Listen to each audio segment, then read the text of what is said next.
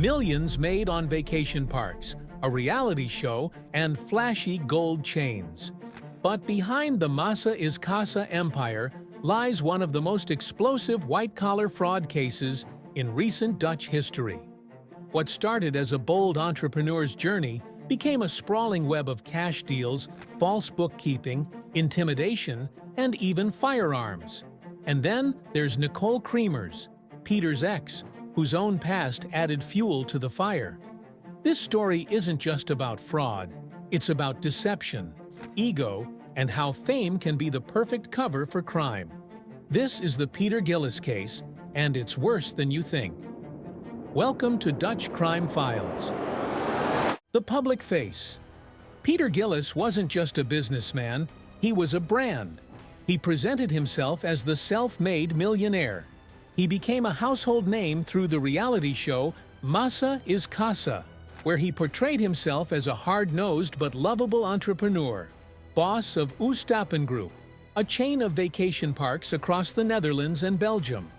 He bragged about his cars, his homes, his watches. What viewers didn't see was how his parks often operated in legal gray zones. Locals reported illegal construction, poor hygiene standards, and irregular worker housing. But the real problem wasn't visible to the cameras. It was buried in receipts, burnt in fire pits, and whispered about by former employees. Black rentals, burned receipts.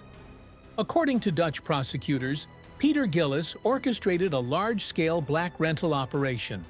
Entire chalets were rented out in cash, without receipts, without bookings in the system. In one instance, investigators say over 400,000 euros in cash disappeared in one single summer. How? By manipulating the booking software. The software used to block online availability was allegedly controlled by his daughter Ing, who was allegedly responsible for the bookings, so cash guests could be slotted in instead. Staff were instructed to keep it off the books. One former employee told police, "We were told to destroy receipts at the end of each shift. Just burn them." A whistleblower even claimed she saw over 100,000 euros in cash, stuffed in a drawer during a single summer weekend. Illegal labor and intimidation. It gets even darker. The parks employed undocumented workers paid entirely in cash. No contracts, no insurance. Workers were warned not to talk to authorities. And when an inspection was rumored, some were told to stay out of sight or pretend they didn't speak Dutch. Employees also described the atmosphere as toxic. Gillis allegedly threatened staff who asked too many questions. "If you don't like it, you can leave, but you won't work in this business again," he reportedly told one manager. The gun in the drawer. In 2019, the Dutch Fiscal Information and Investigation Service raided one of Gillis's offices. What they found wasn't just financial data. In a desk drawer, they found a loaded firearm. Gillis claimed he didn't know it was there, but prosecutors disagreed. Combined with his known threats toward employees and aggressive behavior, the weapon painted a chilling picture. The raid triggered more investigations, and what surfaced was staggering. Nicol Kremers, victim or accomplice, and then Nicol Kremers, Peter's, now, ex-wife. Publicly, Nicol Kremers portrayed herself as a victim. She claimed Peter abused her mentally and physically, that he humiliated her in front of staff, that she feared him. But behind the scenes, rumors circulated. Some insiders say Nicol handled cash for Peter. Others say she destroyed documents in the days before raids. One anonymous source claimed she was seen removing folders from the office one night, just before a financial inspection. She was also convicted of refusing a breath test in 2023 and sentenced to community service. Was she manipulated or part of the cover-up? After the split, Nicol didn't just disappear. She leaned into the chaos. She gave interviews to major gossip platforms, shared suggestive videos on TikTok, and even hinted at having audio evidence against Peter.